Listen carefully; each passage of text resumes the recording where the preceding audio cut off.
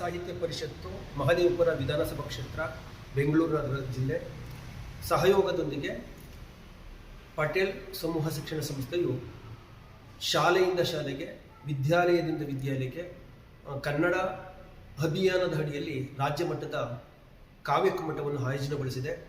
ಇದರ ಸದುಪಯೋಗವನ್ನು ಸಾಹಿತ್ಯಾಸಕ್ತರು ಬಳಸ್ಕೊಬೇಕು ಅಂತ ಕಳಕಳಿಯಿಂದ ಬೇಡ್ಕೊಳ್ತೀನಿ. ಬೆಳಿಗ್ಗೆ 10 ಗಂಟೆಗೆ ಕಾರ್ಯಕ್ರಮ ಪ್ರಾರಂಭ ಆದರೆ ಸಂಜೆ 5ರಿಂದ 6 ಗಂಟೆಗಳವರೆಗೂ ಸತತವಾಗಿ ಕಾರ್ಯಕ್ರಮ ನಡೆಯುತ್ತೆ.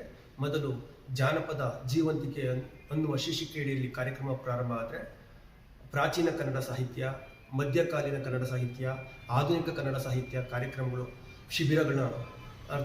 ಶಿಬಿರಾರ್ಥಿಗಳಿಗೆ ಉಪಯೋಗ ಆಗುವ ಹಾಗೆ ಕಾವ್ಯ ಕಮ್ಮಟದಲ್ಲಿ ವಿಷಯ ಸಂಪನ್ಮೂಲ ವ್ಯಕ್ತಿಗಳ ಕರೆಸಿ ಕಾರ್ಯಕ್ರಮವನ್ನು ಆಯೋಜನೆಗೊಳಿಸಿದ್ದೀವಿ.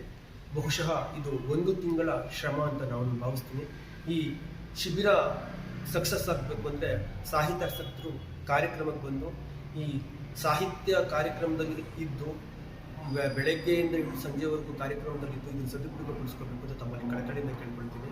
ಕೊನೆಗೆ ಶಿಬಿರಾರ್ಥಿಗಳ ಜೊತೆಗೆ ಒಂದು ಸಂವಾದ ಕಾರ್ಯಕ್ರಮ ಇದೆ.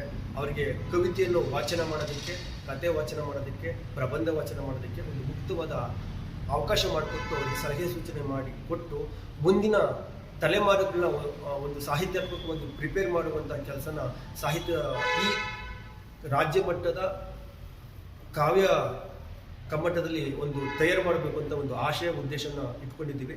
ದಯವಿಟ್ಟು ಎಲ್ಲರೂ ಈ ರಾಜ್ಯ ಮಟ್ಟದ ಕಾವ್ಯ ಕಮ್ಮಟಕ್ಕೆ ಆಗಮಿಸಿ ಬೆಳಿಗ್ಗೆ 10 ಗಂಟೆಯಿಂದ ಸಂಜೆ 5 ಗಂಟೆವರೆಗೂ ಇದ್ದು ಈ ಕಾವ್ಯ ಕಮ್ಮಟ ಸದುಪಯೋಗವಾಗುವಂತೆ ಹಾಗೆ ನೀವು ಸದುಪಯೋಗ ಪಡಿಸ್ಕೊಳ್ಬೇಕು ಅಂತ ತಮ್ಮಲ್ಲಿ ಕಳಕಳಿಯಿಂದ ಕೇಳ್ಕೊಳ್ತೀನಿ. ಎಲ್ಲರಿಗೂ ನಮಸ್ಕಾರ.